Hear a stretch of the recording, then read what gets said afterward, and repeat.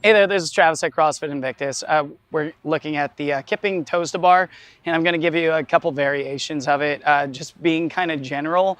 Everybody's got their own way of producing a toes to bar with a kip, and just kind of show you some of the general ways to do it. So kipping obviously is using momentum to help us with our movement, and so the backswing is always going to be necessary. And with the rules that are in place, our feet need to cross the vertical plane of the bar every time that they drop to show full extension. And so with that in mind, we just kind of got to play with the rules. Our toes have to hit the bar as well.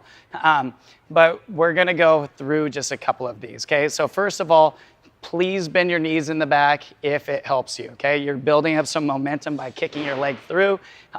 Just make sure that you're trying to straighten your leg across the bottom. A bent leg won't produce as much momentum in your foot, and it's the part of your body that's furthest from the joint that will carry the most speed, especially if it's a nice straight leg, it'll carry more momentum as well. So this is less, this is more. So when I jump up there, I'm just going to do a straight leg toes to bar.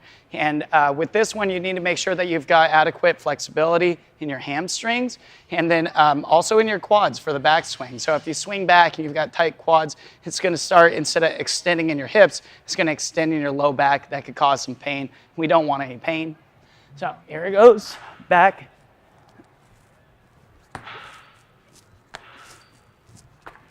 Okay. So let's go from that extreme version of the straight legs to the extreme opposite. We're going to pull our knees to our chest as if we're doing like a knees to elbow, as people like to call it. I like to call it knees to armpits. But you're going to pull your knees all the way up and then give a little flick at the end.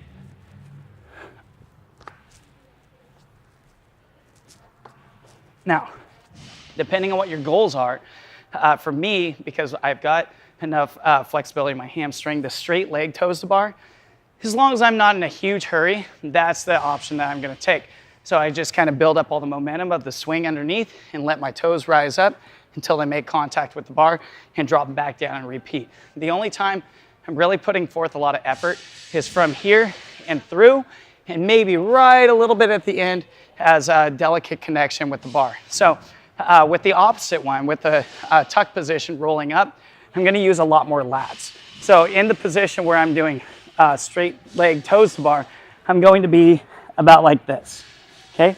Now when I'm doing the bent knees toes to bar, if my arms are in the same position, my hands at the bar won't match the toes. So in fact, I'm gonna have to bring the bar here to be in this position. So looking from the side, this is when I'm gonna make contact, and it apparently I have similar to a 90-degree bend in my shoulders. So that's how much you're pulling down.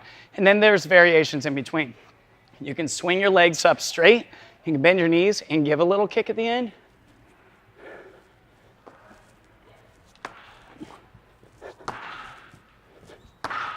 And that might also be the best option for you. So play with these methods and just make sure that you are trying to do the one that suits the application most correctly. So if you're trying to go fast, you may need to do these quick ones where you're driving your feet down and back up. But if you're going for higher reps, just do the one that's easiest on your hands, easiest on your lats if you have weaker lats, and something that won't pull your hamstring. So make sure you stretch.